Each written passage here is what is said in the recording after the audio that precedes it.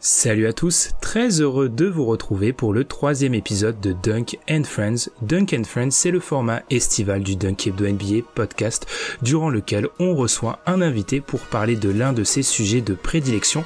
Aujourd'hui, côté équipe Dunk Hebdo, je suis accompagné d'Amine. Comment ça va, Amine, aujourd'hui ? Nickel, comme d'hab. Ça va très bien pour moi aussi. Aujourd'hui, nous accueillons Antoine pour discuter Clutch.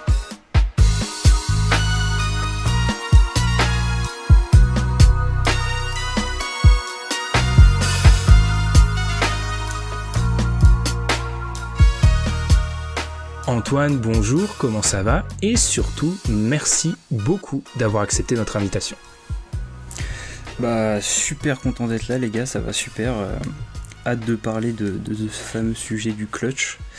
Et voilà, on est prêt, hein. On est prêt à y aller. Alors, Antoine Demag, on te retrouve sur Twitter, comme d'habitude pour tous les Dunk & Friends. Là, toutes les informations seront dans la description. Tu es passé par Trash Talk, on a pu lire certains de tes points tactico-tactiques sur Trash Talk, justement. Et on peut te suivre sur Twitter où tu nous offres de nombreux threads, ce qui est un peu le point commun de nos 3 invités pour l'instant, des threads tactiques sur la NBA, forcément. Aujourd'hui, Antoine, on va parler clutch. Tu nous avais, encore une fois, comme on l'a expliqué durant les 2 premiers épisodes, on a laissé le choix du sujet à l'invité. Tu m'avais offert plusieurs sujets. Je vais être complètement honnête, j'en ai choisi un parce que celui-ci, je le trouve fascinant. Mais pourquoi tu as eu l'idée de ce sujet-là parmi tant d'autres ? Ouais. Bah, déjà, je trouve que le clutch, c'est une notion assez intéressante parce que elle est assez réunit tout le monde en fait, dans le sens où n'importe qui peut vraiment comprendre ce qu'est le clutch, mais pourtant ça semble presque impossible de le définir de façon satisfaisante, quoi, dans le sens plein de son terme, quoi. Et aussi parce que c'est pas forcément un sujet qu'on entend énormément ou sur lequel il y a beaucoup de contenu analytique, en tout cas à portée de main, et qui pourtant soulève des problématiques que je trouve hyper intéressantes, justement du point de vue de notre perspective analytique, en fait, c'est-à-dire vraiment d'essayer de décortiquer le jeu, quoi. Et en plus de ça, bah voilà, cette année il y a eu l'intronisation du NBA Clutch Player of the Year, la nouvelle récompense individuelle qu'on attribue aux joueurs qu'on juge le plus clutch, hein, selon l'NBA. Donc voilà, ça fait un clin d'œil supplémentaire, donc voilà, j'étais parti là-dessus, quoi. Très bien. Donc on peut voir effectivement et on aime bien ça chez Dunk Hebdo, on renvoie les gens aux épisodes sur la définition d'une superstar, au petit gros marché, un peu défricher ce genre de notions, c'est quelque chose qu'on aime toujours bien. Amine, je ne te laisse pas en plan, est-ce que ça t'a inspiré, ce sujet-là ? Oui, je trouve que c'est un sujet fascinant. Tu viens de le dire, en fait, ça fait partie de ces sujets ces termes, en fait. Le terme clutch, c'est un terme qu'on emploie à tort et à travers, sans savoir exactement ce que cela signifie et est-ce que ça a vraiment un sens finalement, parce que c'est assez facile en fait de se dire il y a les poncifs qui sont assez évidents, que Damian Lillard est un joueur clutch, que encore plus poncif à un certain moment, même si on l'entend plus maintenant, que LeBron n'était pas clutch par exemple.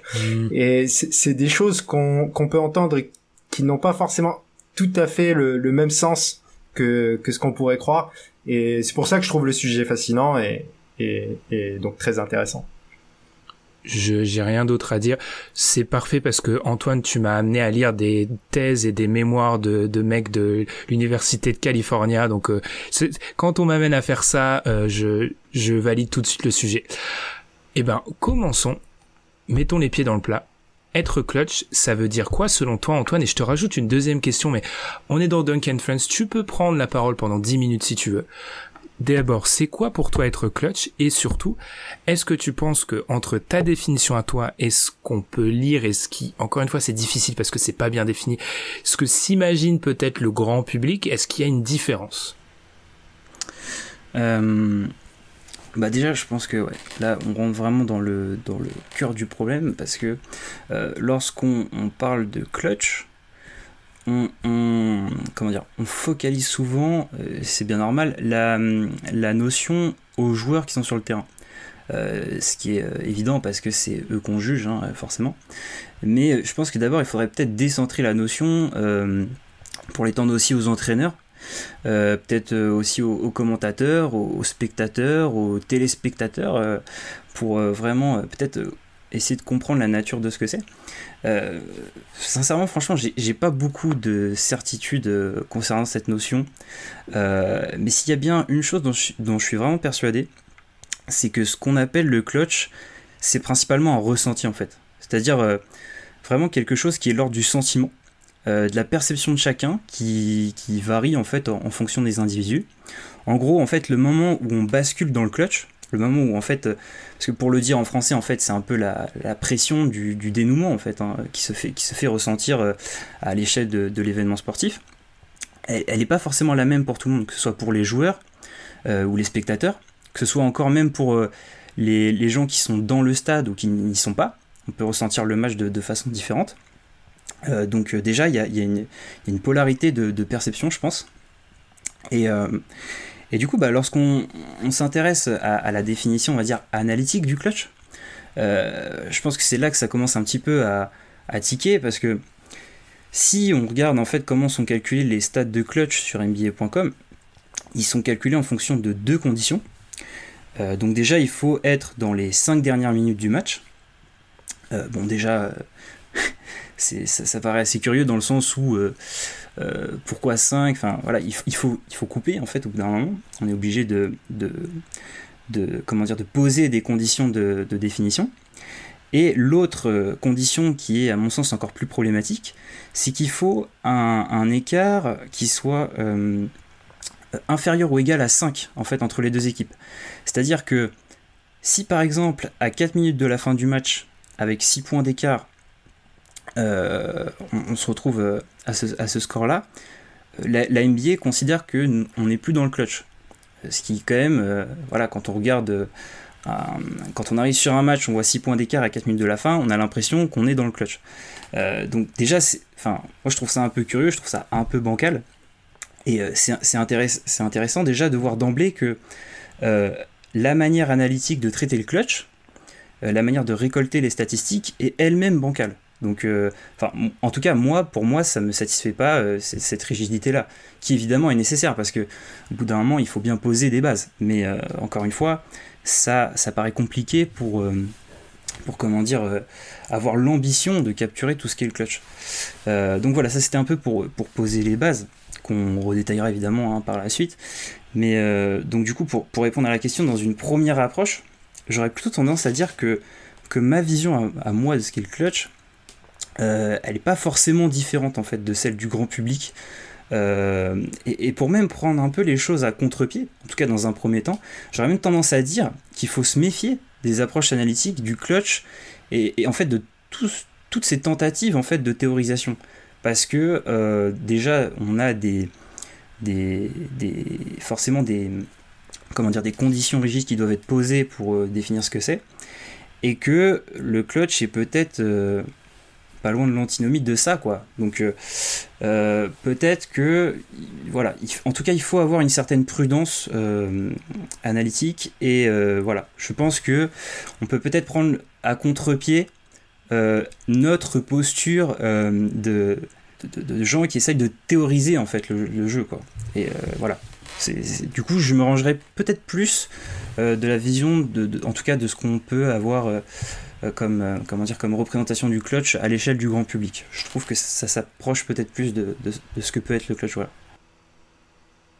Antoine a dit beaucoup de choses. Moi, pour ceux qui nous écoutent, quand on me dit on peut pas théoriser, mon petit cœur saigne, mais c'est vrai, on va y revenir, c'est un peu vrai. Qu'est-ce que tu peux dire, Amine, par rapport à tout ça? Je suis d'accord avec Antoine sur le côté arbitraire en fait des critères qui sont choisis pour définir ce qui est clutch ou pas. Il y a aussi des choses arbitraires qui sont aussi dans l'œil du grand public. On a l'impression, le grand public de manière générale voit le clutch sur un shoot par exemple, généralement le shoot de la dernière seconde, les shoots réussis dans les dernières minutes justement.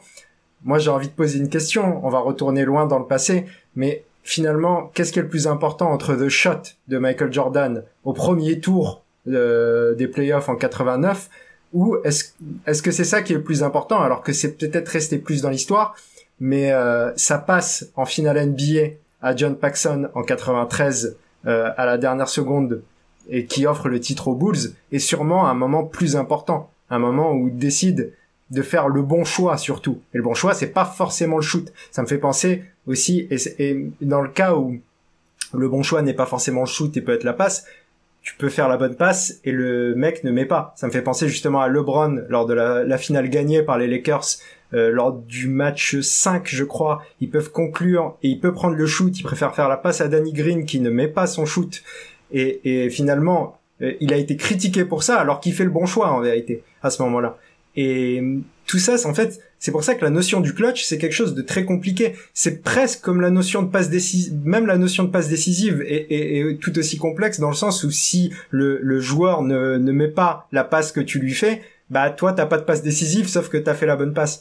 Donc le côté clutch pose beaucoup de questions. Je me posais aussi cette question: si tu es à côté d'un joueur qui prend systématiquement la plupart des tickets de shot dans le dernier quart, on saura jamais si t'es un joueur clutch ou pas, si t'as cette fameuse glace qu'il y a dans les veines. Donc moi, j'ai plus de questions que de réponses. Je pense que c'est ce qui est fascinant avec ce sujet, c'est qu'on a plus de questions que de réponses sur qu'est-ce que c'est vraiment le clutch, quoi. Pour un peu réagir, mais c'est un Dunk and Friends, donc je ne vais pas faire de tunnel. Je suis totalement d'accord avec le côté arbitraire de choisir 5 minutes, 5 points d'écart. Pour les articles scientifiques que j'ai lus à ce sujet-là, c'est le problème auquel s'attaquent tous les articles en question, c'est de se dire, c'est quoi clutch en fait? C'est-à-dire que, comme tu l'as dit Antoine, complètement arbitraire. Moi, j'irais un peu plus loin. Dans un match entre deux équipes qui tankent 4 points d'écart à 3 minutes de la fin, alors que ce sont les joueurs de deuxième année qui sont en espèce d'apprentissage qui jouent. Est-ce que ça c'est clutch, alors que dans un match de finale NBA ou dans un match 7 de playoff, ce petit shoot qui permet d'arrêter un run, ou cette bonne passe qui permet d'arrêter un run, ou cette interception, elle est clutch alors que t'es peut-être dans le deuxième quart-temps pour éviter que tu te prennes moins 10. Donc c'est vrai que déjà limiter ça au shoot, c'est être hyper restrictif. Et puis pour te relancer Antoine, il y a peut-être une notion de moment, et c'est une des définitions pour moi qui était la meilleure, c'est être clutch, c'est peut-être avoir un impact sur des moments de match qui définissent le résultat potentiel du match. Alors là, ça devient un petit peu plus difficile à cadrer, mais ce qui permettrait de pas limiter ça au tir, parce que c'est souvent ce qu'on voit, le tir. Ouais, c'est clair. Après, vraiment, si on en revient vraiment au sens de la notion, c'est-à-dire vraiment cette pression du dénouement, je pense que du point de vue du spectateur, on peut dire que la notion de clutch s'applique plus ou moins à la fin du match. Ça, je pense qu'il faut quand même garder ne pas perdre... ne pas se jeter dans les imperfections de la définition pour s'éloigner en tout cas de la nature du concept initial.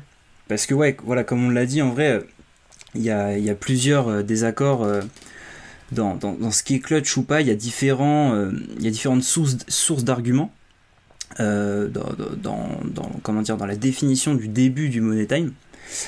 Combien de fois on aurait pu être en désaccord, on a été en désaccord quand on entendait un commentateur dire que on rentre dans le Money Time sur ce tir, ou alors un pote à côté de nous avec qui on regarde le match dit là on rentre dans le Money Time. Il y a toujours cette différence de dosage, même si évidemment c'est pas un bouton on-off le clutch, comme tu l'as dit juste avant Ben, c'est à l'intérieur du clutch il y a encore des nuances de tension du moment.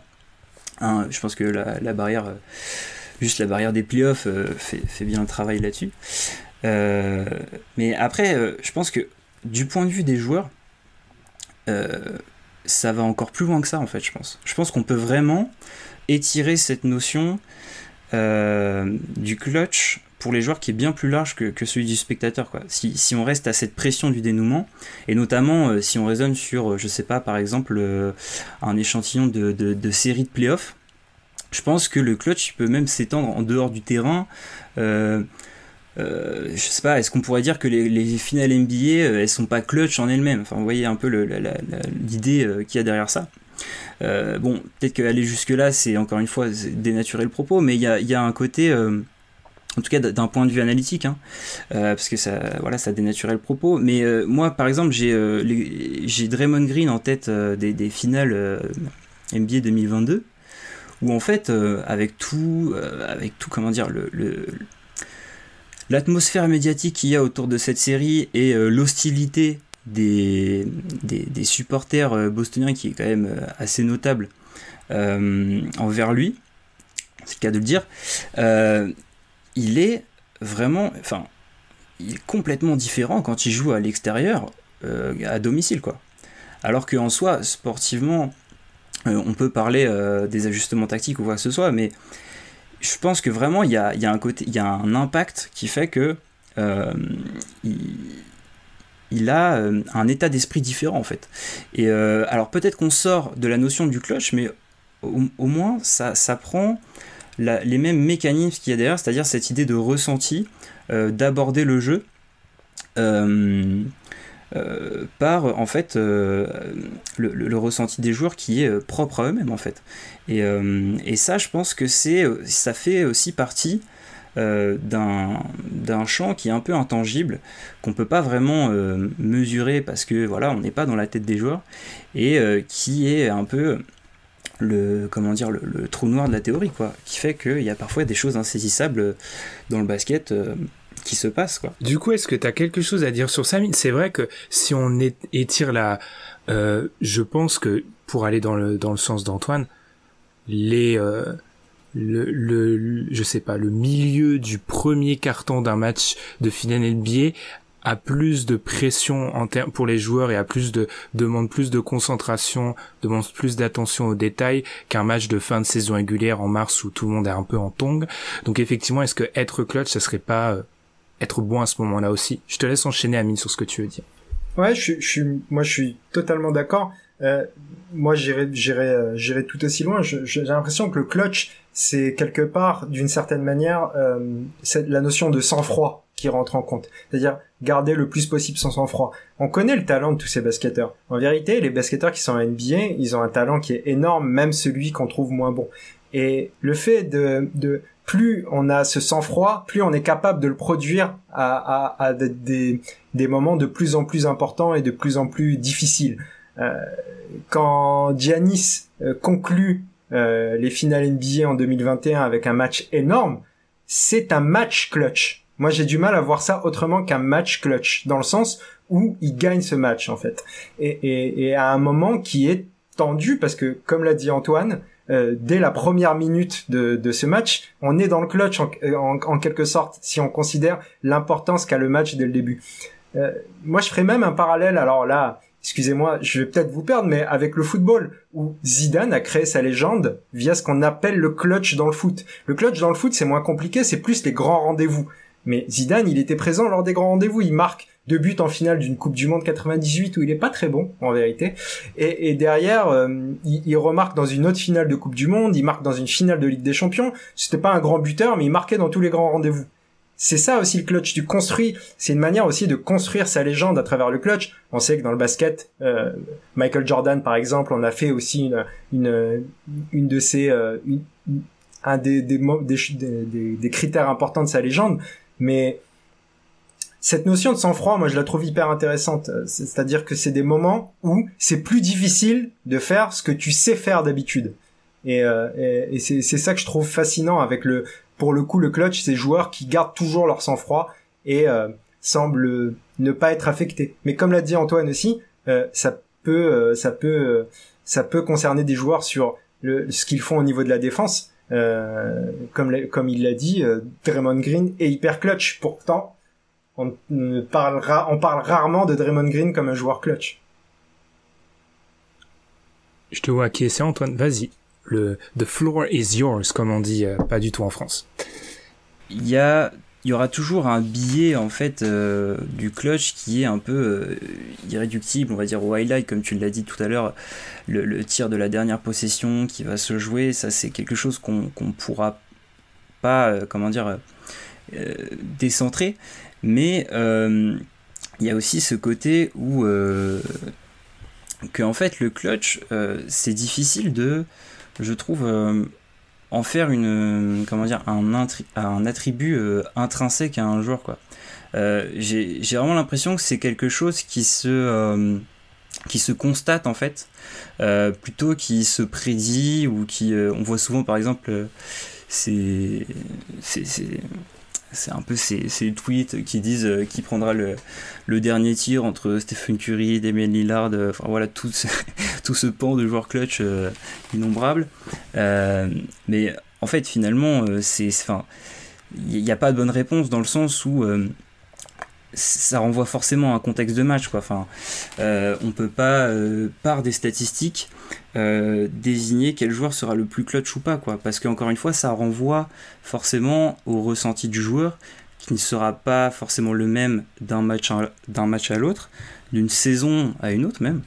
Je reviendrai là-dessus tout à l'heure avec justement De'Aaron Fox, hein, le joueur le plus clutch de la saison selon la NBA.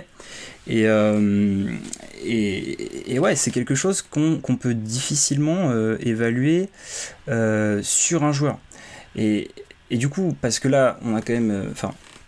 j'ai l'impression qu'il y a un peu de déconstruction quand même dans ce biais-là. Si on veut reconstruire quelque chose d'analytique derrière, je pense qu'on aurait beaucoup plus de pertinence à se tourner vers quelque chose de plus collectif, plutôt que de centrer la notion de clutch sur un joueur.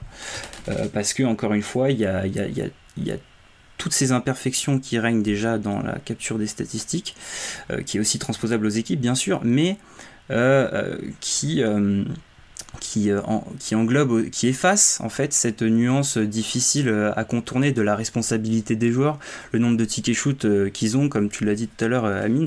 Donc voilà, c'est aussi je pense peut-être cette alternative qui peut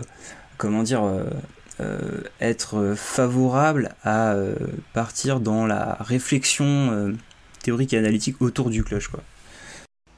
Pour un peu aller dans ton sens, il y a beaucoup d'articles, je l'avais dit, d'articles scientifiques là-dessus. Il y a un problème de base avec le clutch, c'est que si on s'arrête sur une définition, et on l'a déjà déconstruite, qui est imparfaite, de fin de match, se pose le problème de la quantité, en fait. Par exemple, il y a cette théorie assez connue que le shoot à 3 points se stabilise autour de 750 tirs. Tu as pas 750 tirs dans le clutch. En fait, quelle que soit la définition que tu fasses du clutch, si tu considères les 5 dernières minutes, l'échantillon est pas assez bon. Donc on pourra en parler avec De'Aaron Fox, où en fait il y a une espèce de... Et ça, on avait eu un gros problème avec les fans du Heat une année. Le Heat dans la bulle était une équipe qui, d'un point de vue clutch, était totalement historique, et qui était presque... et qui était de manière complètement... qui était une exception, en fait. Certains peuvent défendre le fait qu'ils l'ont refait 2 fois de suite, mais en fait, c'était une anomalie statistique, ce hit-là. Et en fait, il y a un côté très difficile, un biais de contrôle de la part des fans qui pensent que, ah non, en fait, c'est de l'exécution, etc., alors qu'il y a quand même une part de chance dans ça. Et pour un peu appuyer ça, je citerai un article de recherche scientifique qui a été fait par le département de l'économie de l'université de Californie à Berkeley, qui montre que si tu prends les 11 saisons NBA, alors ils partent pas de la saison dernière, ils parlent de 2008-2009 à 2018-2019, tu prends 11 saisons, tu calibres le clutch dans la définition un peu admise, il y a qu'un seul joueur qui a 2 saisons positives. Et alors vous ne le trouverez jamais, parce que ce joueur c'est Anthony Davis, qui est pas le joueur qu'on irait voir comme clutch, en fait. Donc en fait il y a 2 choses qu'il faut, je pense, en tirer. Première chose, les joueurs clutch, c'est souvent des étiquettes qu'on vient imposer et qui restent.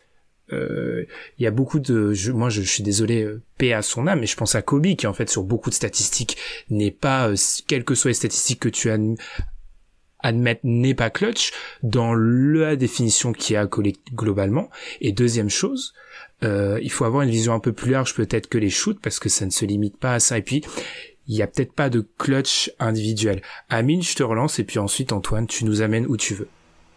Ah, vous avez dit beaucoup de choses avec lesquelles je suis d'accord. Je reviens sur la chose que vous avez dit tous les deux, c'est le problème de l'échantillon finalement. L'échantillon sur un seul joueur, sur une seule saison, il est compliqué.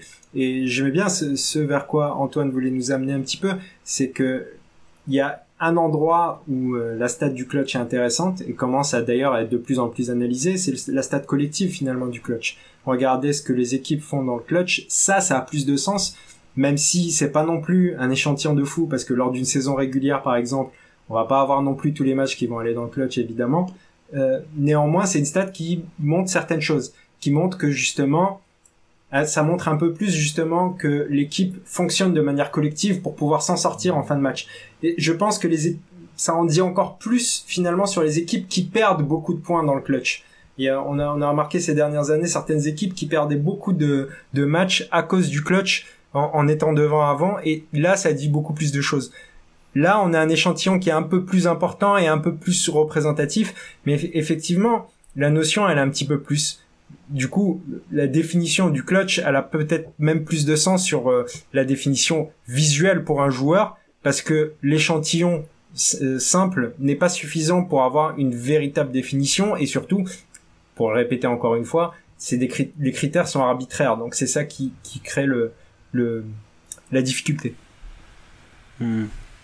Ouais, bah, tu vois, par exemple, sur l'aspect plus collectif, c'est vrai qu'il y a ce petit problème d'échantillon qui est certes insatisfaisant pour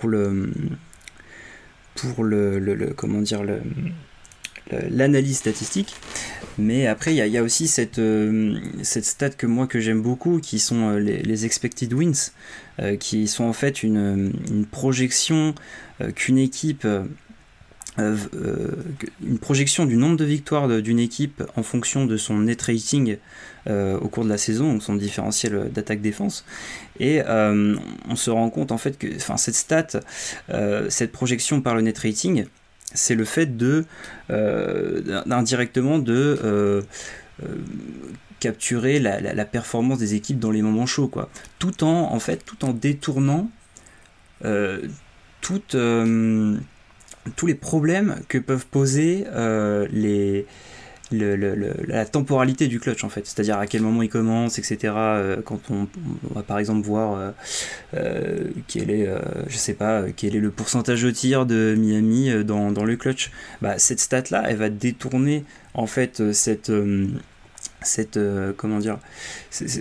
obstacle analytique en essayant d'en proposer une interprétation du clutch qui, il me semble, est à la juste distance entre on essaye de théoriser, mais en même temps on garde quand même une distance avec ce côté insaisissable du clutch, quoi. Et pour du coup rebondir sur le côté équipe dans le clutch, je trouve que c'est une statistique qui est très intéressante parce qu'elle fait le contour de pas mal d'obstacles qu'on pourrait avoir. Voilà. Mais ça veut dire que là, tu définis plus le clutch, du coup. Enfin, je me fais l'avocat du diable, par extension. Parce que si tu inclus tous les matchs et tous les moments, c'est-à-dire que tu considères que à l'intérieur de cette donnée-là, il y a peut-être une signification. En tout cas, tu peux réussir à extrapoler qui sont les bonnes équipes, qui sont les mauvaises équipes en te basant sur cette stat-là. C'est ça ? Bah, en fait, si tu prends en fait c'est vrai que après ça englobe l'échantillon à tous les matchs, et que c'est peut-être aussi la faiblesse de cette statistique-là, je pense. Mais le différentiel par rapport au net rating, quand tu prends l'échantillon sur toutes les équipes et sur tous les matchs de la Ligue sur une saison, t'as quand même cet écart de victoire qui peut peut-être aussi se jouer dans le clutch, tu vois, pour peut-être faire ce différentiel en fait entre le bilan attendu et le bilan en fait réel. Mais après, c'est sûr que évidemment ça manque de perfection à ce niveau-là, parce que encore une fois, on extrapole la définition et que en fait on va intégrer des moments qui vont au-delà en fait de la fin du match, quoi. Donc on retombe sur le même obstacle de théorisation, quoi.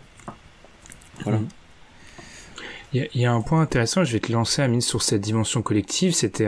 J'avais lu un article de 538 qui s'intéressait sur ce que faisaient les équipes dans les fins de match, quelle que soit la définition. En fait, est-ce qu'elles changeaient de la manière de jouer, en fait, dans cette dimension collective? Et en fait, on voyait, et c'était très intéressant, alors c'était un peu du cas par cas de joueurs, mais on a l'impression que c'était vraiment un moment où on venait mettre en lumière certaines limites, ou en tout cas, c'était une période très révélatrice. Par exemple, ça a montré, alors c'était sur la saison dernière, 2021-2022, que les deux individus qui jouaient le plus de pick and roll, qui avaient une plus grande augmentation de pick and roll dans le clutch, c'était Trae Young et Darius Garland, qui sont deux joueurs que tu peux dire qui ont des problèmes pour qui dans des moments serrés où les défenses sont peut-être un peu plus acharnées, pourraient avoir des problèmes pour créer de l'espace vu de leur taille, etc. Et en fait, la conclusion de cet article-là, c'était que les meilleures équipes de l'époque, c'était celles qui changeaient rien. C'était celles qui avaient plus ou moins entre le clutch, quelle que soit la définition, et le reste du match, qui jouaient de la même manière. Est-ce que c'est ça, du coup, être clutch, c'est ne rien changer? Je pense que tout dépend aussi de la construction de ton équipe et de comment tu joues habituellement. C'est-à-dire qu'il y a des choses qui sont plus difficiles à reproduire en fin de match quand justement on va reparler de Giannis. Quand ton meilleur joueur est celui sur qui repose la plupart de tes attaques habituellement et Giannis, dans le clutch c'est un peu plus compliqué.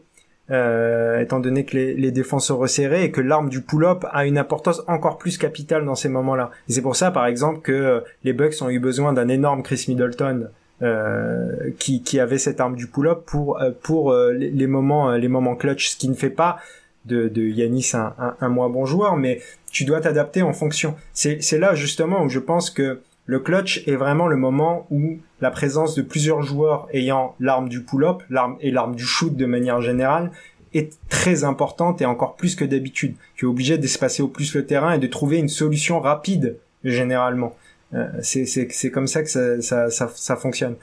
Et du coup, moi j'ai tendance à penser que oui, tu ne changes rien si tu as les armes pour ne rien changer. Pour répondre à ta question. C'est ça. Antoine, je te laisse enchaîner. C'est ça, parce que aussi, quand on passe vraiment dans le côté analyse de ce qui se passe sur le terrain, au-delà des statistiques, donc du coup, les consignes en fait, c'est vrai que la construction du roster va désigner ce que tu vas faire, quoi. Parce que tu prends par exemple une équipe comme Chicago, qui est une équipe qui est vraiment basé sur du shotmaking avec Zach LaVine et DeMar DeRozan pour faire un peu ton fond de commerce en attaque.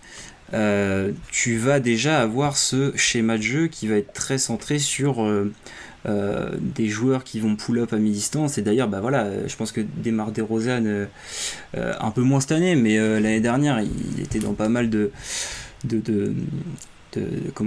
stade du clutch. Ouais, de highlight, quoi. Enfin, il a mis pas mal de buzzers. Il a même fait, il me semble, un back-to-back buzzer beater l'année dernière. Oui. En back-to-back.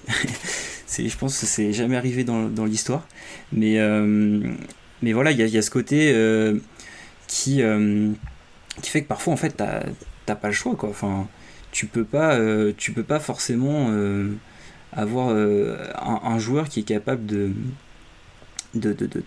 changer le jeu et prendre aussi, pour aller dans l'autre sens, le jeu à son compte, quoi. Toutes ces équipes n'ont pas forcément ça, et du coup ton plan dans le clutch time aussi va forcément dépendre de l'équipe qui est en face de toi, mais tu t'en réfères toujours aux joueurs que tu as avec toi, et surtout aussi au contexte du match, quoi. Parce que encore une fois, il y a eu tout un quart-temps qui s'est écoulé, voire même on peut étendre l'échantillon au match, mais voilà, c'est quelque chose qui se fait aussi beaucoup au ressenti, quoi, dans le sens où en fonction de ce qui s'est passé, l'adversaire que tu joues, tu vas adapter un plan de jeu différent de ce que tu avais prévu à la base aussi, quoi. Donc on a encore beaucoup dans dans l'imprévisible en fait. En tout cas, quand on veut faire l'effort du cas par cas, quoi. Dézoomer aux généralités, évidemment, c'est complexe et parfois même contradictoire avec le versant tactique du jeu, en fait, tout simplement, l'observation, quoi, l'ajustement, donc voilà. À quel point tu penses qu'il y a une adaptation, parce que on sait que face aux mises en difficulté, les sportifs, mais en fait mise en difficulté n'importe quel être humain, ça on est vraiment sur un poncif de très haut niveau, en difficulté retourne sur ses bases en fait. Donc à quel point tu penses qu'il y a une adaptation, parce que je sais pas, si on prend des équipes historiques, des équipes basées sur l'ISO ont tendance peut-être à, statistiquement en tout cas, à encore plus appuyer sur de l'ISO en fin de match parce que c'est leur fond de commerce. Donc à quel point tu penses qu'il y a de l'adaptation, il n'y a pas de, comment dire, il n'y a pas de manière simple de jouer, en tout cas, de continuation et aussi d'exagération par rapport à ce qui est fait de manière habituelle. Bah, ouais, je suis d'accord avec toi. Bah, je pense déjà que quand tu vas jouer sur du coup des schémas qui sont plus portés sur l'isolation, donc les responsabilités qui vont être moins réparties, il y a un côté rassurant parce que t'as cette certitude qui est encore une fois théorique de donner la balle à ton meilleur joueur en fait, tout simplement, et forcément sortir, on va dire, innover ou en tout cas prendre des initiatives dans des moments en sortant des schémas standards qu'on peut avoir. Je pense que déjà aussi pour un coach, c'est une énorme prise de risque, que ce soit parce qu'il y a aussi ça derrière, il y a des égos, il y a des postes qui sont plus ou moins on va dire en danger, et je pense que c'est alors évidemment c'est le propre d'un coach dans le sens où c'est son métier, mais il y a aussi le fait de il y a un côté rassurant de continuer à faire ce qu'on fait en fait, et de ne pas faire quelque chose qui sort de nulle part par la peur de l'échec aussi en fait. Et il y a je pense aussi cette tendance là qui peut aller dans ce sens de cette stat que tu disais juste avant. Amine, si t'as un truc à dire. Moi, je pensais juste à un truc, c'est qu'on a parlé des joueurs, on a parlé des équipes, mais effectivement, un coach peut également être clutch, et on a encore la définition, on a encore eu la démonstration, pendant ces playoffs, dans le sens inverse un peu, que il faut prendre les temps morts au bon moment, c'est extrêmement clutch, et certains ne l'ont pas fait.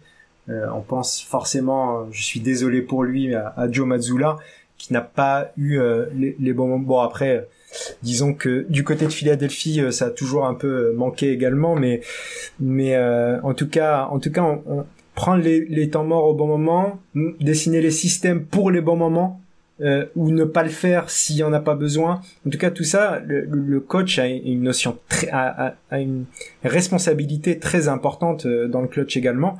Et je pense que ça fait partie des choses intéressantes dont on ne parle pas finalement. On dit jamais qu'un coach est clutch. Alors qu'on est là aussi sur de la prise de décision ultra rapide qui a fait défaut à Mazzulla. On peut Mike Budenholzer a aussi été critiqué par rapport à ça, et je pense que je pense qu'il aurait été, vu la série, en l'occurrence, il aurait été limogé dans tous les cas, mais je pense que ce genre de moment-là, très, très clutch, où les coachs posaient un temps mort, ou donnaient la bonne consigne. Après, on peut se dire, je sais pas ce que t'en penses, Antoine, mais que les coachs sont si limités dans leur pouvoir d'action à ce moment-là, parce que, là où ils peuvent poser temps mort, les consignes, les joueurs peuvent être amenés à pas les respecter. Là où même les joueurs peuvent être limités entre eux, parce que le système est peut-être appelé pour toi, ou dans ce moment-là, t'es peut-être amené à avoir la balle, mais ton franchise player, en tout cas le porteur de balle sur l'action en question, ne fait pas la passe. Ce qui fait que peut-être toi, tu avais cette possibilité d'avoir cette action positive, et qui n'est pas mise en avant parce que c'est un choix, en fait, le maillon de la chaîne, d'où l'importance d'avoir, et d'où, je pense, je dis beaucoup de choses, d'où l'importance qu'on met et la focale que l'on met sur les porteurs de balle à ce moment-là, parce que eux déterminent non seulement leur destin personnel, mais le destin des autres sur ces périodes-là. Ouais, bah c'est clair. Et puis moi quand tu me dis ça, alors je suis désolé, Amine, de remuer le couteau dans la plaie, mais franchement, je pense aux Sixers contre les Celtics, quoi. Surtout dans la fin de série. Bon alors, il y a forcément le coup de chaud de Jason Tatum. Je crois que c'est allé en 7, non, je crois. Donc c'était dans le match game 6. Ouais, c'est ça, dans le match 6, justement dans le Money Time là pour le coup, où il prend le jeu complètement à son compte en fait, et de l'autre côté du terrain, en attaque, il y a pas vraiment de fond de jeu si on décortique vraiment possession par possession, quoi. Et alors, c'est là qui est bon. Alors après, peut-être que le problème est plus profond, certainement, mais à quel point, en fait, James Harden, il y a toujours ce côté où à qui jeter la pierre, quoi, parce que voilà, il y a le coach forcément, il y a aussi ton porteur de balle qui en plus bon après c'est les paroles de Doc Rivers, donc à prendre avec des pincettes, mais il affirmait très bien que c'était difficile de le coacher, et je pense qu'il y a de fortes raisons de croire ça, parce que c'est un joueur il fait partie de ces joueurs qui sont attachés à vouloir jouer un jeu. Donc du coup, pour rebondir à ce que tu disais avant, Ben, à vouloir jouer leur jeu, en fait. Quand on pense à James Harden Rockets, ce genre de choses, ou Carmelo qui a eu du mal à enterrer son rôle de go-to-guy au cours de sa carrière, c'est des combats d'ego qui viennent à un moment peut-être brouiller ces possessions qui sont d'une importance capitale et sur lesquelles on va mettre vraiment le focal, quoi. Donc c'est vrai que il y a un brouillage, tactique qui peut s'opérer à ce niveau-là, et je pense que l'exemple le plus récent que j'ai en tête, c'est justement cette fin de série-là, quoi, entre les Sixers et les Celtics dans la relation coach-joueur. Ouais, je suis pas tout à fait d'accord, surtout de mettre plus la faute sur James Harden. Je pense que Harden a d'autres défauts que le fait d'avoir pris les choses en main avec un Doc Rivers qui, quand même, moi je pense que le problème il est plus là, dans le sens où tu as en saison régulière un plan A qui s'appelle Joel Embiid et un plan B qui s'appelle James Harden, et tu n'as pas, plus ou moins pas d'autres plans à part Tyrese Maxey, Tobias Harris, mais tes plans en fait c'est des joueurs qui prennent les choses en main. Pour l'avoir vu sur plusieurs playoffs, alors ce ne sont pas ces purs playoffs, mais néanmoins le plan ne change pas, dans le sens où Joel Embiid est difficilement jouable en playoff finalement, ce qui est terrible, un terrible constat pour lui, parce que il ne s'en sort pas des prises à 2, à 3, et il n'élève pas son niveau par rapport à la saison régulière. James Harden est bien obligé de prendre les choses en main, parce que sinon il va rien se passer du côté de Philadelphie. Il y a aucun système de dessinée, il y a pas grand chose.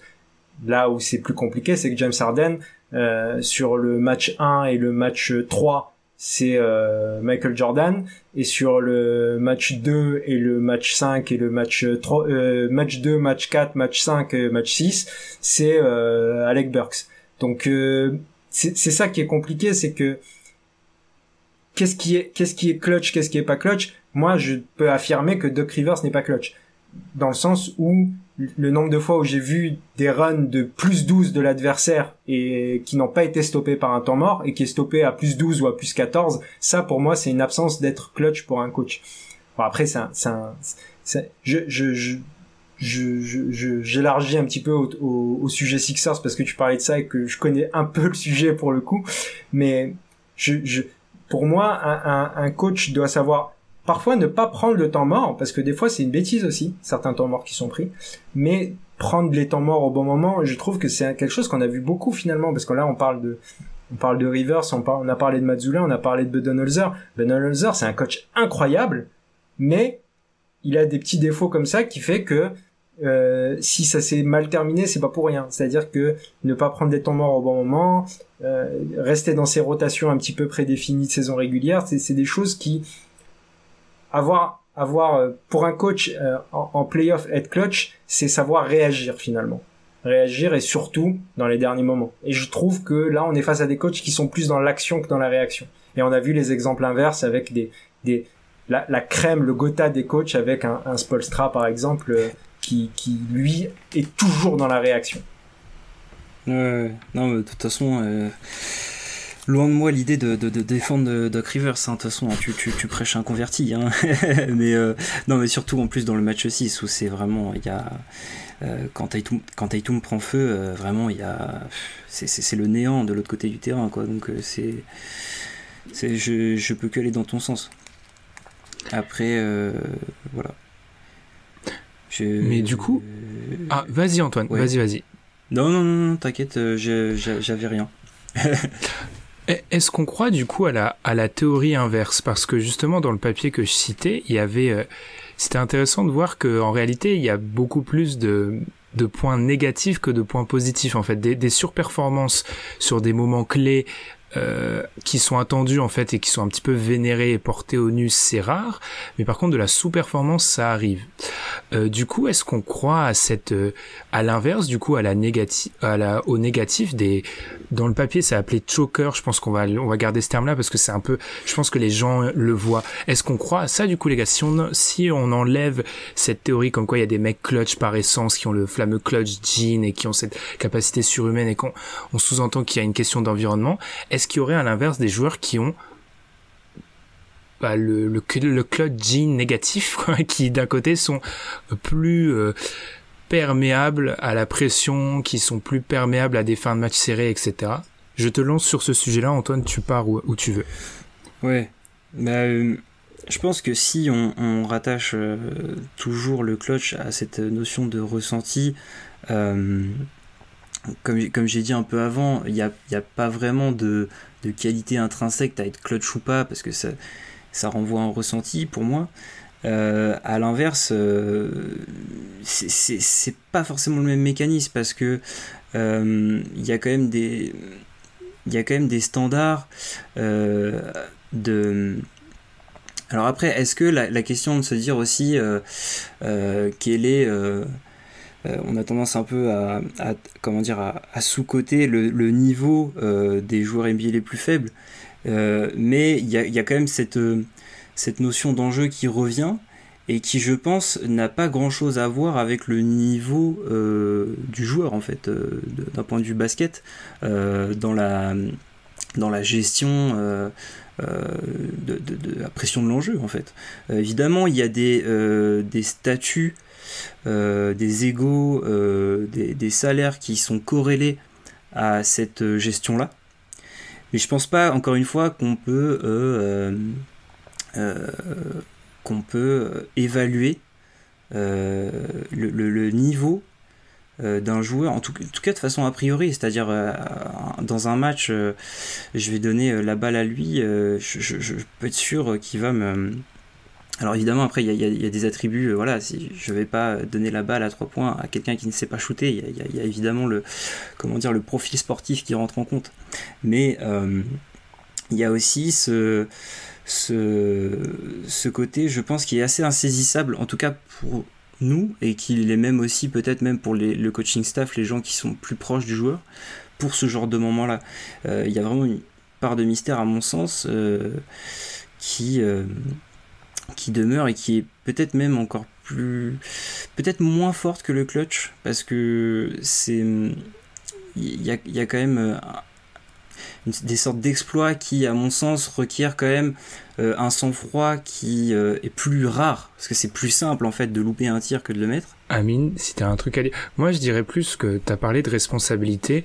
Pour moi, il y a cette notion de pas fuir devant la responsabilité, et je sais qu'Amine, tu acquiesces, donc je te lance dessus.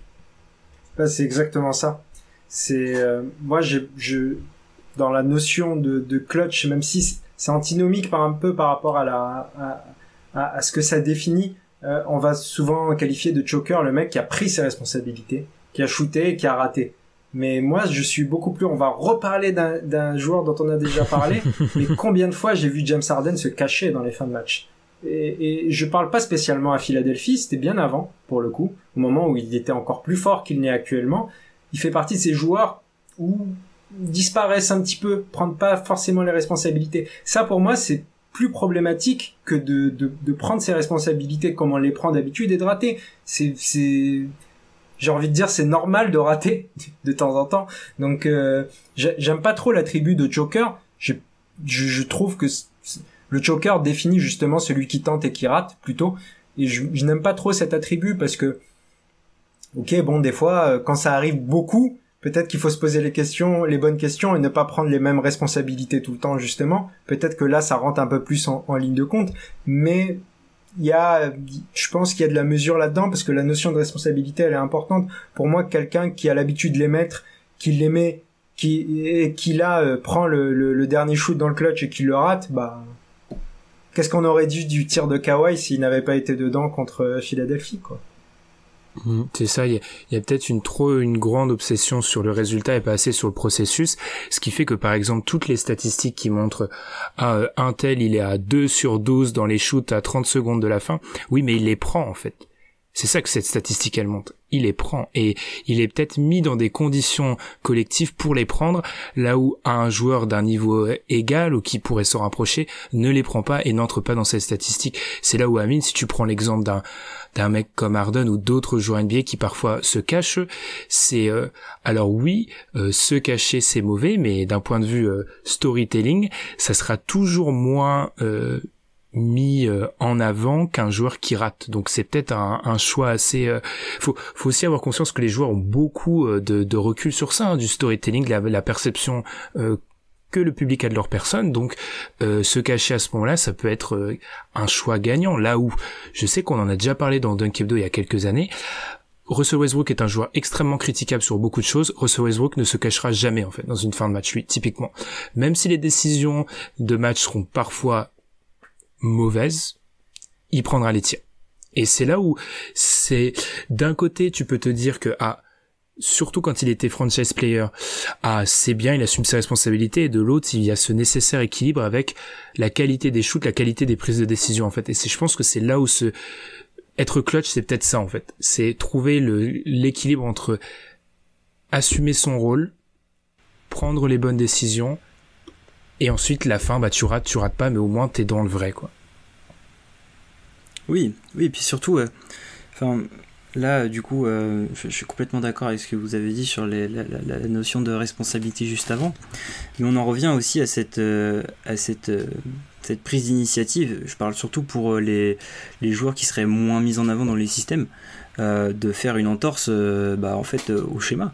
Dans le sens où souvent il y a quand on est dans le clutch, il y a des schémas qui sont dessinés pour des joueurs en particulier, qui peuvent évoluer, qui ont des variantes qui ont des plans B, des plans C, mais parfois dans le moment d'action, quand on prend le temps mort et qu'on prévoit un play,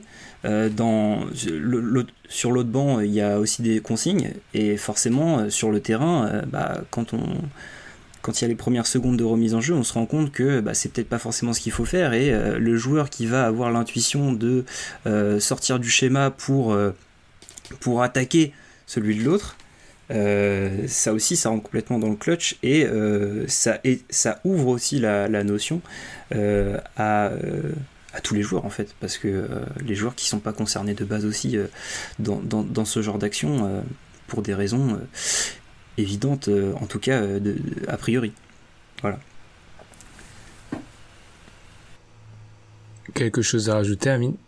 Non, je suis d'accord avec ça, dans le sens où prendre ses responsabilités, ça peut être aussi prendre justement d'une manière encore plus globale, prendre ses responsabilités de faire des choix qui ne sont pas forcément celui du coach ou celui qu'on avait prévu à l'origine en tout cas, et de prendre la meilleure décision possible au bon moment. De toute manière, c'est pour ça que la notion est si abstraite finalement, c'est parce que ça relève de tellement de conditions, de critères différents, parce qu'en fait c'est être finalement la définition la plus logique et la plus simple, ça serait être bon dans les moments cruciaux. On peut être bon dans les moments cruciaux de manière plein de manières différentes, et du coup c'est ça qui rend à la fois la chose complexe, mais la chose belle aussi. Parce que là, depuis tout à l'heure, on critique un peu la notion et tout. Il y a quand même, moi, je suis pas non plus un hater du storytelling. Je suis pas non plus un hater du storytelling. Storytelling, j'aime bien. Quand Damian Lillard monte sa montre après avoir éliminé OKC, je trouve que c'est un grand moment de la NBA. Ça fait partie aussi de la légende de la NBA. Et du coup, il y a des limites, mais disons que la version un petit peu mainstream de la situation est quand même parfois agréable à regarder, quoi.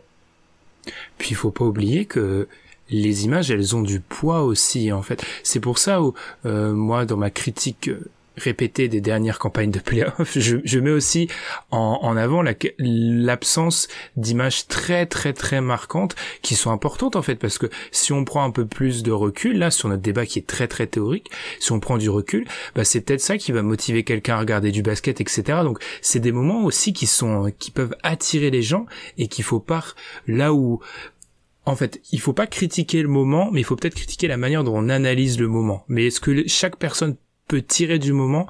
On en fait ce qu'on veut. Par exemple, effectivement, le shoot de Lillard a un très grand moment.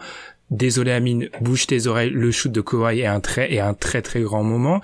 Par exemple, tu vois, dans cette notion de clutch où on met toujours en avant le tir, c'est peut-être une des actions pour lesquelles il y a le plus de remise en question, mais le contre de LeBron James en contre-attaque contre André Iguodala, est-ce qu'il n'est pas limite plus clutch que le tir de Kyrie Irving, le pull-up quelques secondes après, tu vois? Il y a cette notion-là où le shoot et le shoot, pas n'importe quel type de shoot, le shoot à 3 points en pull-up est vénéré, parce que quand c'est des mecs qui terminent sur un dunk ou qui termine sur une pénétration, c'est un peu moins vu, à part si c'est un lay-up totalement déséquilibré. Donc, il y a tout ça qui fait un peu que le clutch, je te rejoins Amine, c'est difficile à quantifier, c'est difficile à comprendre, c'est difficile à définir, mais c'est essentiel parce que c'est un petit peu, c'est les moments d'excitation du basket aussi. Ouais, c'est clair. Et puis, de toute façon, ça reste pour moi vraiment une notion qui est propre au storytelling de base, de toute façon. Et je pense que on gagnerait plus à... Enfin, je pense qu'il faut pas trop non plus... en tout cas, c'est ma posture d'être très d'avoir une certaine humilité théorique envers cette notion-là, qu'on peut discuter de plein de façons différentes, mais les conclusions, en tout cas purement analytiques, c'est-à-dire qu'est-ce qu'on en retire, on en retient de tout ça, resteront maigres quoi qu'il arrive, parce que comme tu l'as dit Amine juste avant, c'est quelque chose qui est propre à l'instant présent et qui s'évapore aussi vite qui n'est arrivé en fait, hein. Moi je crois vraiment ça, et du coup il y a ce côté où évidemment que c'est des choses qu'il faut prendre avec une certaine distance, quoi. Il faut respecter la distance d'analyse du clutch et en même temps ne pas cette distance ne doit pas non plus être un prétexte pour taper dessus, parce que comme tu l'as dit juste avant, voilà, c'est ce qui fait aussi pourquoi on aime la NBA tout simplement, hein. Moi si je veux faire aimer la NBA à un pote, je mets devant des top 10 de tir clutch en lui disant de regarder le score, et c'est comme ça que on franchit la première porte, quoi. Donc après il y a des notions de nuances à apporter à tout ça évidemment, mais ça reste quand même une des choses les plus belles du basket, quoi. Donc évidemment qu'il faut pas perdre ça de vue non plus, quoi. Voilà. C'est là où je pense que nous on veut en venir, c'est que il faut peut-être pas attribuer des étiquettes clutch, choker, etc. alors qu'en réalité ça s'inscrit dans un environnement, ça s'inscrit dans un match, dans une série, dans une saison, etc. Très importante, et où tu peux être clutch à un moment dans ta vie, quelles que soient les définitions, et où tu peux après être plus en difficulté compte tenu de l'opposition, compte tenu de ta saison comme je viens de le dire, ou compte tenu de ton avancement dans la ligue. sur des mêmes possessions que tu les effectues à 25, 30 ou 35 ans, t'as pas les mêmes réponses. T'es peut-être clutch d'une autre manière, t'es peut-être clutch dans le placement, t'es peut-être clutch dans la dernière passe que tu feras à 35 que t'as pas fait à 25 parce que t'as voulu prendre un pull-up absolument honteux. Donc il y a toutes ces évolutions là sur un joueur, alors que on est d'accord pour dire que quand un joueur on lui appose l'étiquette clutch, c'est terminé. Hein. Soit il l'a plus. Hein. Je veux dire, c'est fini pour toute sa carrière. Amine, est-ce que tu as quelque chose à dire avant que je donne le mot de la fin à Antoine? Moi, j'avais juste une petite... je trouve qu'une des meilleures façons d'analyser un peu ce côté... pour pas dire clutch, justement, parce que c'est ce côté sang-froid dans les moments cruciaux, je trouve que la différence de pourcentage au lancer franc dans ces moments-là est un bon indicateur, justement. Parce que c'est dans ces moments-là que c'est l'un des tirs les plus faciles à mettre, et il y en a dont les pourcentages chutent dans ces moments-là, et que du coup d'autres qui justement les mettent peut-être même des fois plus que dans les moments que d'habitude, en fait. Et je trouve que le lancer franc est un indicateur très bon pour le clutch et très intéressant pour savoir qui garde son sang-froid dans les moments difficiles, finalement. C'est intéressant parce que justement dans l'étude statistique que j'avais citée, il étudiait le tir à 3 points, le 2 points normal et le lancer franc. Et le lancer franc était le tir dans lequel, quand il faisait ces deux catégorisations clutch, choker, c'est celle où il y avait le plus de choker entre guillemets. C'est-à-dire que c'est un exercice, je pense que là on atteint les limites de l'analyse statistique, mais c'est aussi parce que c'est un rendez-vous soi-même face au panier avec le ballon. Et là c'est peut-être, on parle d'environnement extérieur, c'est peut-être là où, alors si, il y a la salle peut-être, il y a l'état de fatigue, il y a des choses, mais en soi, c'est un shoot de répétition. Tous les basketteurs professionnels te disent que le lancer franc, c'est une espèce de routine. Et c'est là où peut-être l'aspect psychologique qui est pas palpable est le plus présent sur un joueur de basket, c'est vrai. Antoine, c'est Dunk & Friends. Tu as le mot de la fin. Vas-y.